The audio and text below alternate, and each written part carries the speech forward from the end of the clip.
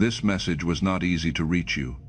Something was working against it arriving at this exact hour.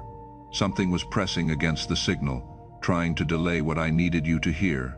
But you opened it. You stopped when something in you said stop. You stayed when something in you said stay. And that one decision, that single act of pausing and remaining, is already being recorded in the books of heaven. My child, you did not find this by accident. I found you with it. If something in your chest loosened the moment you read those words, if something that has been braced for years suddenly exhaled when you saw this title, that was not your imagination.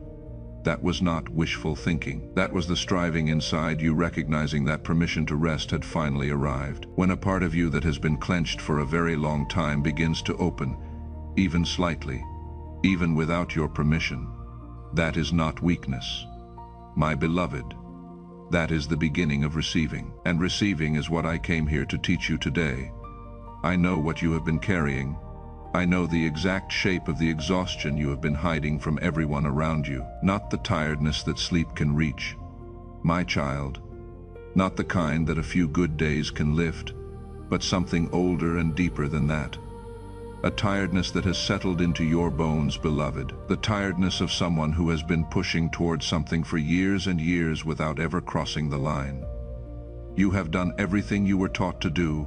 You have prayed. You have believed. You have shown up even when showing up cost you something. You have given when giving was painful.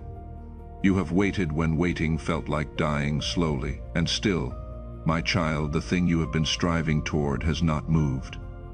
It has stayed just out of reach, just beyond the door, just past the threshold you have been pressing against with everything inside you. My beloved, I know. I see. And I need you to hear what I am about to say, because it changes everything. The reason it would not move by your force is that it was never meant to be moved by your force. It was waiting for mine. Most people will scroll past a title like this. They will keep moving, keep searching, keep trying to find the next thing to push harder with. You did not scroll past, you stopped. And that was not random, my child. That was not chance. Something in you already knew, even before the first word, that what was being offered here was not another strategy for pushing harder. It was something you have been needing to hear for longer than you realize. The part of you that is exhausted from forcing recognized what was being offered, and it held still long enough for you to arrive here. That was already decided before you pressed play. Type. I have been pushing on a door only God could open. When you type that, you are not leaving a comment. You are placing your acknowledgement on the record of heaven. You are making it official, and heaven is listening. I need you to understand something about the move I am making, my beloved. This is not improvement. I am not adjusting circumstances slightly upward, making things a little easier, removing one obstacle while 10 others remain. This is not a gradual change you will notice only in hindsight. What I am doing right now in this exact season of your life is reaching into the specific place you have been pressing against for years, and I am removing what stopped you. Not from the same direction you were pushing, from a direction you cannot reach, from a height you cannot climb to, from an angle only I can access. And when it gives way, beloved, when the thing you could never move simply is no longer there, you will not have words for what you feel. You will stand in front of the open place where the wall used to be, and you will have nothing left but awe. There is a difference, my child, between a wall and a door. A wall you push against is an obstacle, and the answer to a wall is effort. But a door has a mechanism on the other side, and when the mechanism turns, no amount of force on your side was ever required. The one who installed the door controls the mechanism. And for years you have been pressing against something you interpreted as a wall that required more force, when in truth it was always a door waiting for the key that only I carry. Today I am turning the key. Today the mechanism moves. And my beloved, when a door opens from the other side, it does not require a push. It swings. You only need to be present and step through. This is what I mean when I say I am making a move. A move is not a nudge. A move is not an encouragement. A move is a decisive act from above that changes the terrain. And this is your season for exactly that. Beloved, the years of pressing were not wasted. They were waiting. Every day you pushed was a day you were present at the door I was preparing to open from the other side. You were not failing. You were positioned, and now the position matters because the door is about to open, and I need you to be standing there when it does, my child. I am reaching into the exact place. I am making the exact move, and it will leave you speechless, not because it is dramatic, not because it comes with noise and spectacle, but because you will see undeniably, unmistakably, that it was never going to move by your effort alone. You tried for years, it did not move. I moved, and it will. And in that moment, my beloved, you will know without any doubt whose hand opened what you could not open. That knowing is the gift inside the gift, and that knowing will change not only this season but the way you walk through every season that follows, because you will have a testimony that is not about your strength. It will be about mine, and a testimony about my strength, spoken through a life that tried everything else first, carries a weight that no other kind of testimony can carry. Type. I am not a failure. I was pushing on the wrong side. When you type that, you are releasing years of false shame. You are setting down the verdict you have been carrying against yourself. Heaven reads it as your declaration of truth, and what is declared in truth before heaven carries weight. There is something I must teach you, my child, because without it, even when the door opens, you may reach for it with a clenched hand and not understand why you cannot receive what I am placing in front of you. The lesson is this: striving and receiving are two opposite states. They cannot occupy the same hands at the same time. Think of a clenched fist. It is powerful. It can grip, it can hold, it can push. But there is one thing a clenched fist cannot do, and that is receive a gift. To receive, the hand must be open, and the harder the fist has been clenched, the more unfamiliar, even frightening, the open hand feels. For someone who has been striving as long as you have, my beloved, the open hand does not feel like rest. It feels like giving up. It feels like surrender. It feels like you are letting go of the very effort that kept you in the game. And so even when I extend the gift, even when I reach down with what I prepared for you before the foundations of the world were laid, the clenched hand of striving cannot close around it. Not because you are unworthy, my child, not because the gift is not real, but because the very act of seizing is the act that pushes the gift away. Picture this, my beloved, a leaf floating on still water. You see it, you reach for it, and the ripple of your own reaching hand sends it drifting further away. The faster you reach, the faster it moves. The more urgently you grab, the wider the ripple, the further the leaf goes. This is what has been happening, my child. Not because you were doing something wrong, not because you lacked faith, but because the breakthrough I prepared for you cannot be grabbed. It can only be received, and grabbing and receiving are opposites. Every time you tried to seize it, the very act of seizing was working against you, beloved. Your own earnest, faithful striving was the thing creating the ripple, and I watched you reach again and again, and it broke my heart, my child, because I was right there, extending it the whole time, and then something happens, something unexpected, something that changes the equation entirely. Awe arrives, my beloved, when something so far beyond you appears, something so clearly from a dimension you cannot engineer, something that arrives with the signature of heaven written all over it. Your striving simply stops. Not because you decided to stop, not because you gave yourself permission to stop. It stops because awe takes the words before you can choose them. And when awe takes the words, it also takes the grip. And in that single instant when your hand is no longer clenched because wonder has loosened every muscle you were using to hold on, the open hand appears. The leaf can reach you now, the gift can land. This is not an accident, my child. This is the design. The speechlessness is not a side effect of the move I am making. The speechlessness is the mechanism. The moment of awe is the moment the hand opens. And I am making a move so far beyond anything you could engineer, so clearly stamped with my hand, and not yours, that when it becomes visible, awe will be the only response available to you, and your open hands will finally be able to hold what has always been prepared for them. My beloved, beloved, a life I am moving for cannot afford to miss what I am releasing in this season. Every message spoken through this channel is not entertainment. It is formation. It is instruction for those who are in the middle of learning to receive instead of force. There are messages coming that will speak directly into where you are standing right now. Messages about what comes after the door opens, about what it looks like to walk through an impossibility on steady ground. Stay connected. Follow now, because what I am releasing through this channel in the coming days is for those who stayed long enough to learn the difference between a striving hand and an open one. Heaven did not just watch what you endured in these years of pushing, my child. Heaven recorded it. I need you to understand this, my beloved, not as comfort, but as fact. There is a record, a permanent, unalterable record that does not fade, does not lose detail, does not minimize or forget. And in that record, every faithful moment of yours is documented with precision that would astonish you, beloved. Every night you lay awake when nothing was moving, and you chose to pray anyway, my child. When you could have chosen bitterness, and you chose faith instead. That is in the record.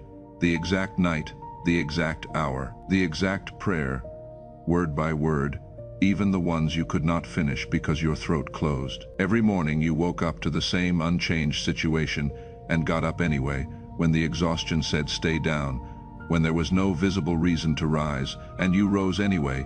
Every single morning, everyone is recorded. Every time you chose to try again after a disappointment that would have finished a lesser faith. Every time you went back to the door after it refused to open again and again. Beloved, and you knocked with what little was left because something in you simply could not stop believing. All of those moments. Every sacrifice you made in silence, with no audience, with no one who even knew you had given anything up. The things you laid down that no one around you will ever know about. Heaven knows. Heaven recorded them. And every moment you kept believing when every piece of visible evidence said give up, when the numbers said no, when the timeline said too late, when the people you trusted said it was not going to happen, and you chose in the quiet of your own heart to keep believing anyway. That is in the record too. The record does not lie. The record does not expire. And now, my child, the weight of that record is not crushing you. It is qualifying you. Every empty hand, every exhausted morning, every silent sacrifice is being read by heaven, not as evidence of your failure, but as the building of the open hand. Only a hand that has given everything has nothing left to grip with. And an empty hand is an open hand.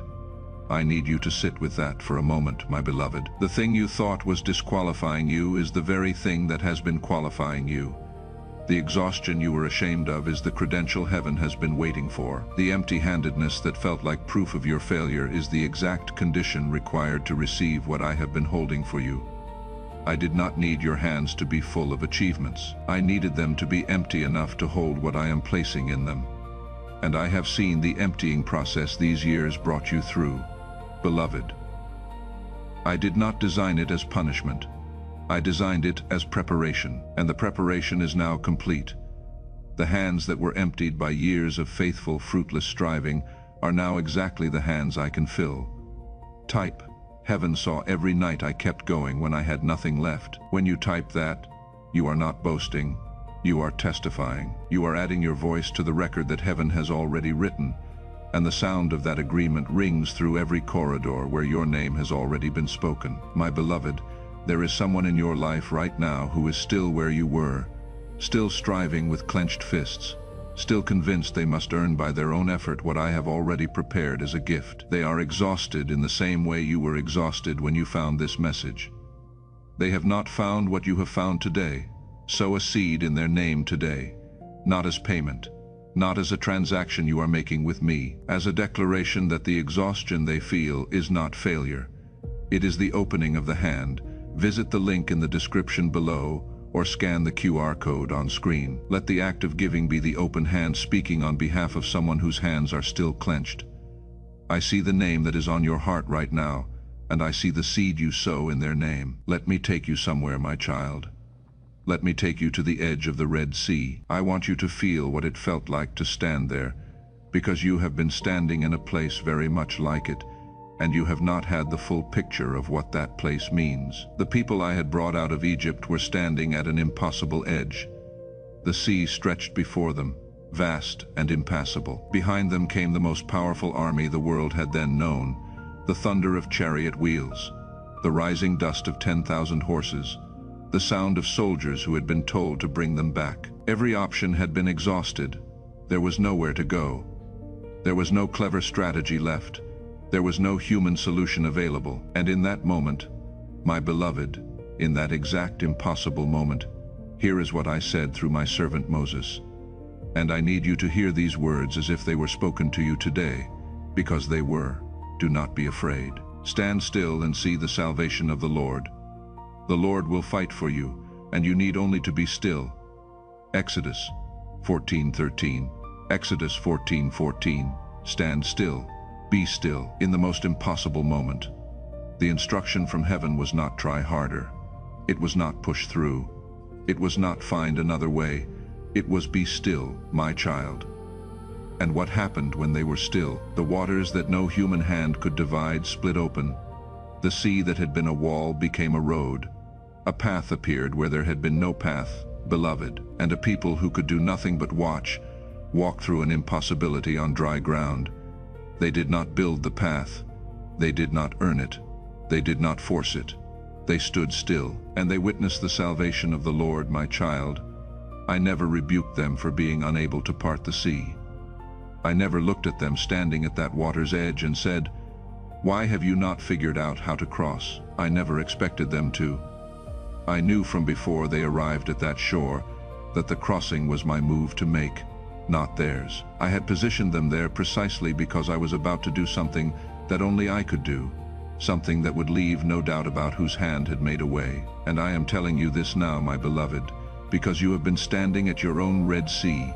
You have been looking at what is in front of you and wondering why you cannot cross it. You have been pushing against a sea that no human force can divide, and heaven has never rebuked you for that inability.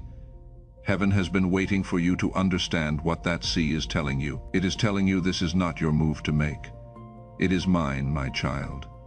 I am not disappointed that you could not move the block. My beloved, I never asked you to. I asked you to be still and watch me do it. And now, beloved, the time for watching has arrived, because you have stayed this far. What I am releasing now is for those who held on long enough to hear it. The sea does not part for the ones who left the shore, my child. It parts for the ones who stayed. Because you have stayed this far, what I am releasing in the next season of this channel is for those who held on. Every message I speak through this channel is continued instruction for lives that are learning the difference between forcing and receiving, between a striving hand and an open one, between standing at the edge demanding a crossing and standing at the edge watching me make one. Stay.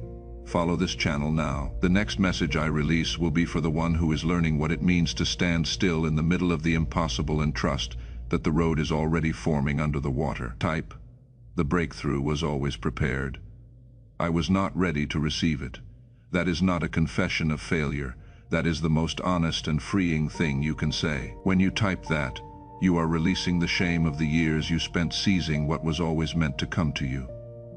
Heaven reads it as the moment the striving ended and the receiving began. Now, I must speak about the enemy. My beloved, what was done against you in this season of striving was not accidental. It was not random resistance.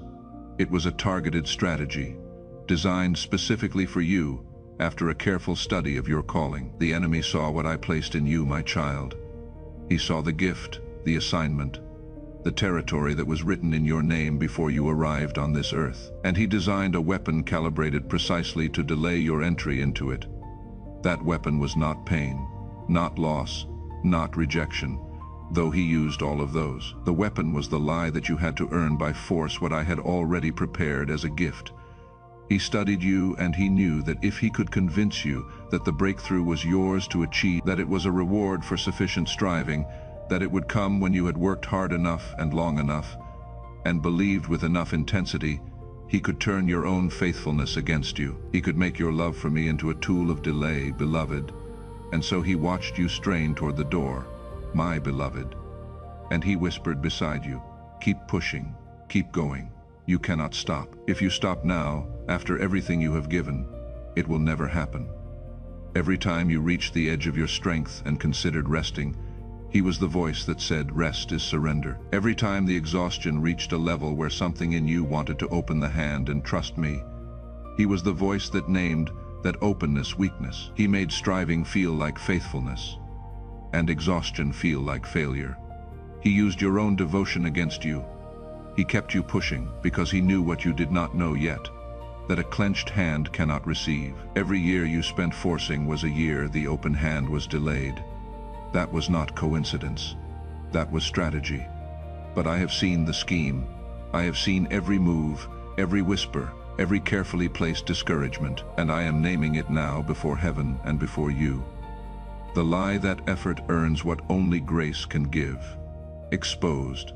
The weapon that turned your faithfulness into a delay mechanism. Dismantled. The voice that called rest surrender and exhaustion failure, silenced before the court of heaven.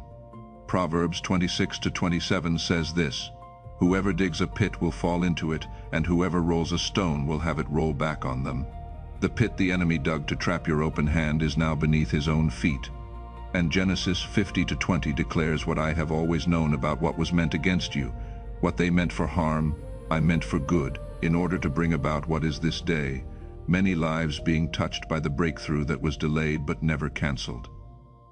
The exhaustion the enemy meant to shame you with has become the very thing that opened your hand. He thought he was winning. He was building your receiving posture. His weapon became the mechanism of your miracle type. The exhaustion the enemy used against me has become my open hand. When you type that, you are turning the enemy's most effective weapon against him. You are declaring out loud before heaven and before the watching realm that what was meant to finish you has instead prepared you. Type it as truth, because it is. My child, a hand that gives is proof that it is no longer clenched. To give freely is one of the most powerful declarations that the forcing is finished. Sow a seed today, not because I need what you have, but because the act of sowing is itself the open hand made visible. Let your seed be the declaration that the striving is over and the receiving has begun. Visit the link in the description below or scan the QR code on screen. As you give with open hands, the principle of the open hand is activated in your life. The very act of releasing makes room for what I am releasing into you. Your seed is not payment. It is your open hand speaking a language that heaven understands perfectly. Now I must do something, my beloved. I must deliver a message that did not originate with me. It was written by someone who loved you, someone who spent their lifetime straining toward doors that would not open, and who understands now from where they stand what they could not understand then. They could only send these words, and here is what they chose to say. I spent my whole life pushing on doors I thought would open if I just tried harder. I never learned to be still. I am sorry I handed you that exhaustion as if it was inheritance. Put it down. It was never yours to carry. Nothing more. Let that be enough. If something in your chest is tight right now, if your eyes are stinging a little, if something that had been hard and defended inside you went soft just now reading those words, that is not random, my child. That is the inheritance of exhaustion being lifted from your shoulders in real time. The striving that was handed to you, that was not even originally yours, is being recognized for what it is. And recognized things can be set down. You do not have to carry what was never given to you by me, my beloved type. I release the forcing. My hands are open. When you type that right now, in this moment, you are not waiting until you feel ready. You are acting your way into the open hand. Heaven sees every letter you type as a declaration of a soul that has chosen to uncurl its fist. And declarations made from open hands are declarations I answer. There is something I need to give you, my child, a posture for what comes next. Because when I speak of being still, I know what the hearing of those words feels like to someone who has been striving as long as you have.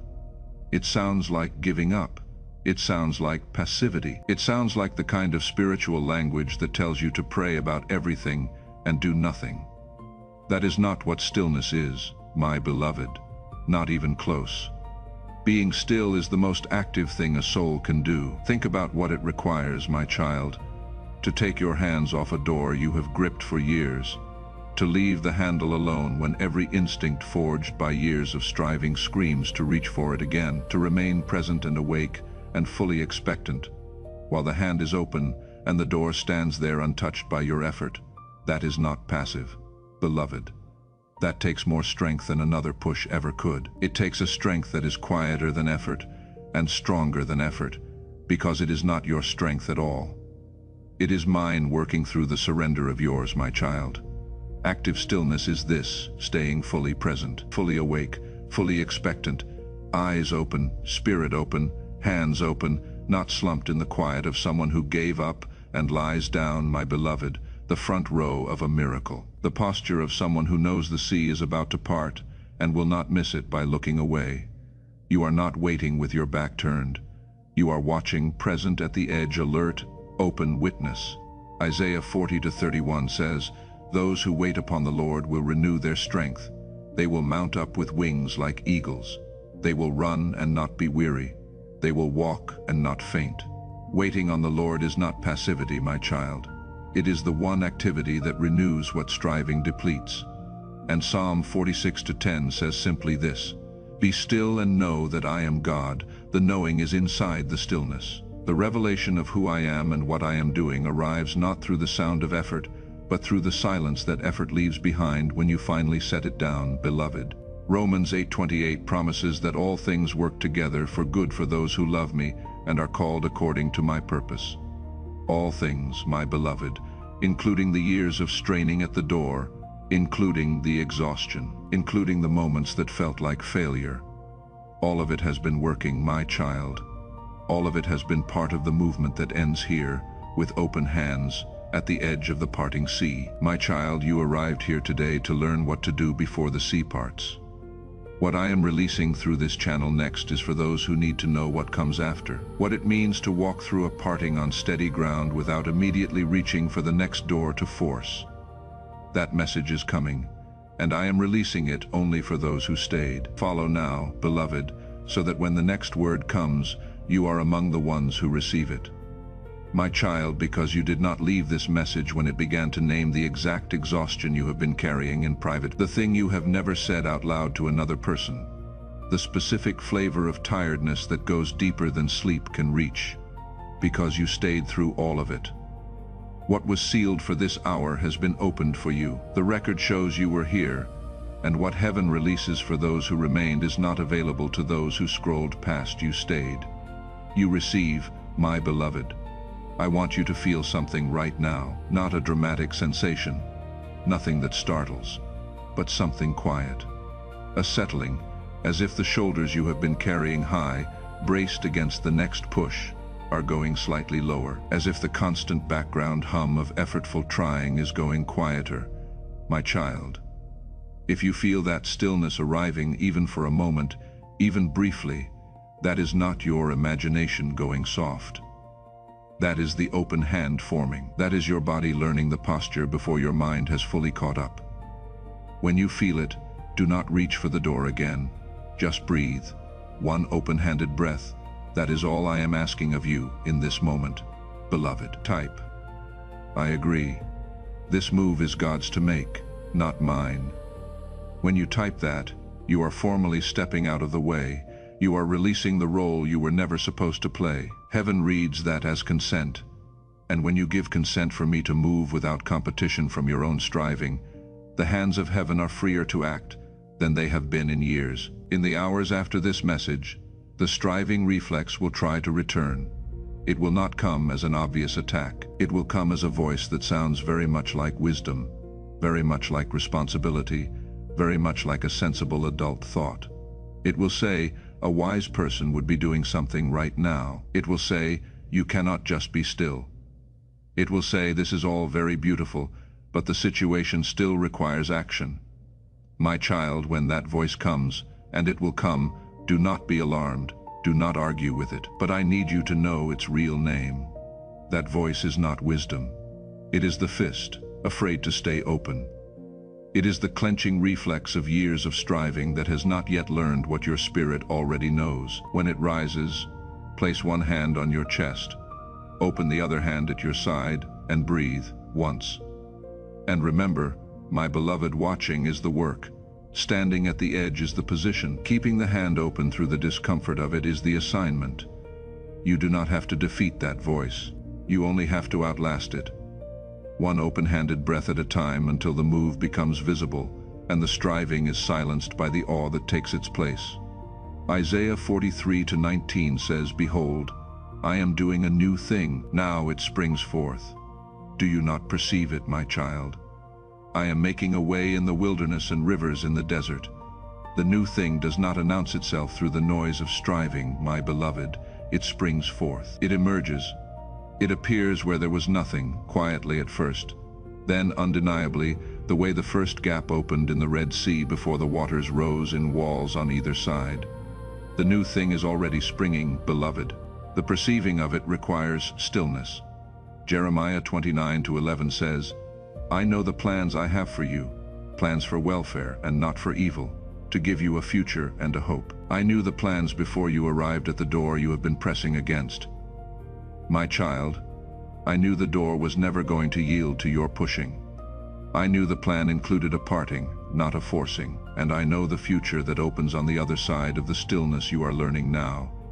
Type, "I receive what God is releasing into my open hands right now." Do not type that as a hope.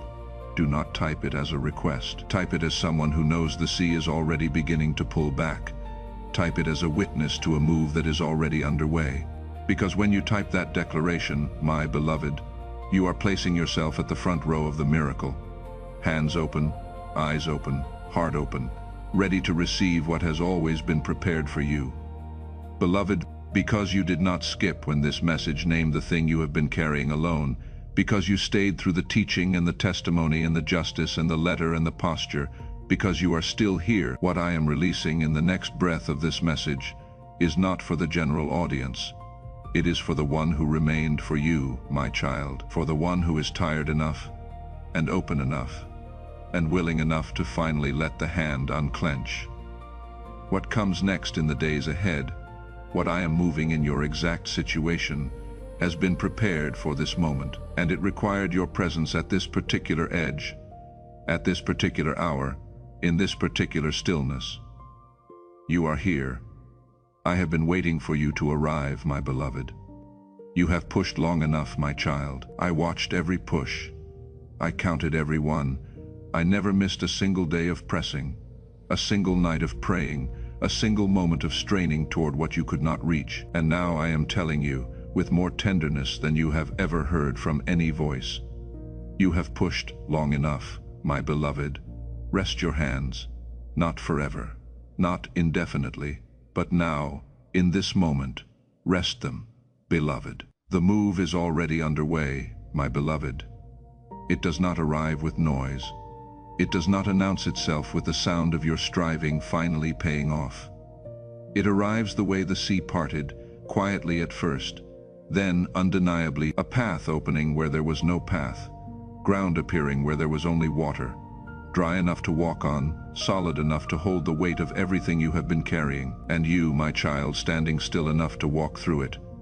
Wide awake, hands open, eyes clear, not arriving at the other side because you forced your way there, but because I opened the way and you were present enough, still enough, open enough to walk through it. My beloved, the moment when what I am doing becomes visible will leave you without words. And beloved, that is the moment I have been building toward. Not the words, not the explanation of what happened, not the testimony you will eventually give. That moment of pure awe, when you stand at the open place and there are no words for how clearly this was not your work. That is the moment when every question you carried through the years of straining gets answered in silence. Not by argument, not by explanation, but by the undeniable signature of a God who does what only God can do. I want you to know, my beloved, that the awe itself is a gift. Most people spend their lives wanting the breakthrough and never stopping to feel what it means that a God who created the ocean chose to part it for them. They cross to the other side still half-clenched, wondering what comes next, planning the next push before the ground under their feet has finished drying. Do not be that one, my child. When the move becomes visible, let yourself be astonished. Let the awe wash over you completely. Let your hand stay open not just to receive what I am giving, but to receive the full weight of what it means that I gave it. that astonishment is not weakness. It is worship, and it is the beginning of a new way of walking with me. Psalm 46:10 again, because it bears saying once more, "Be still and know that I am God." The knowing is coming, my beloved, the kind of knowing that lives in the body, that settles into the place where the striving used to live, that replaces the exhaustion with something so quiet and so certain that you will not need to convince anyone of it. They will see it on you, my child. They will see the difference between the one who forced their way somewhere and the one who walked through a parting on dry ground. They will see it, and they will ask what happened, and you will tell them. You will tell them about the day you stopped pushing. You will tell them about the open hand. You will tell them about the sea, beloved, and the telling of it will carry the weight of lived truth, not borrowed theology. It will land differently because it cost you something, because the years of not yet were real years, real days, real mornings. You got up when nothing had changed, and the opening will be a real opening, not a metaphor. They will hear it in your voice. They will see it in your eyes. The testimony that comes out of this season will carry the specific gravity of someone who pushed until they could not, let go, and watched God move. Type, "It is already done," not as a wish, as a witness. As someone who has arrived at the other side of the striving and is standing in the open place where the wall used to be. When you type those words, "My child," you are not claiming something you hope for. You are declaring what is already written in heaven, already sealed by the hand that parts seas and removes blocks, and makes ways in wildernesses. It is already done. Say it like you know, because you do. Because you did not skip this, my beloved. Because you stayed through the naming of the exact exhaustion, the teaching about the clenched hand, the Red Sea, the justice against the enemy's strategy, the letter that was left for you, the posture of stillness, the inoculation against what comes after. Because you remained through all of it, and you are still here, what I am releasing in this closing moment is not a general blessing, my child. It is specific. It is for the one who stayed, beloved. The doors you have not been able to open are about to be handled by hands that are not yours. The sea you could not cross is about to part by a command that is not yours. And you, my child, my beloved, are about to experience the specific grace of being still enough to watch what only I can do, and to walk through on dry ground, in awe, with open hands, into exactly what was always prepared for you. May the exhaustion in your bones be replaced today with something quieter than hope and deeper than peace. My child, the certainty of a soul that has finally understood. This was never yours to force. It was mine to give, and I am giving it now. To you, my beloved, to the one who stayed, in the name of the Father, and of the Son, and of the Holy Spirit. The God who parts seas is moving on your behalf today, my child. Open your hands and receive it. Amen. Type, "I receive this." And as you type those 3 words, my beloved, feel your hands open. Feel the grip release. Feel the weight of years of striving set down for the last time. What is declared in open hands before heaven is received by heaven. You are not closing a comment box, my child. You are opening a door. If this message reached something that has been carrying the weight of years, consider sowing a seed into the ministry that brought it to you. Not as a transaction, not as a payment for a blessing, but as the tangible expression of an open hand. The act of releasing, choosing to give freely, is itself the declaration that the striving is finished. Visit the link in the description below, or scan the QR code on screen. Every seed sown with an open hand is seen, and every open hand that releases is one that heaven can fill.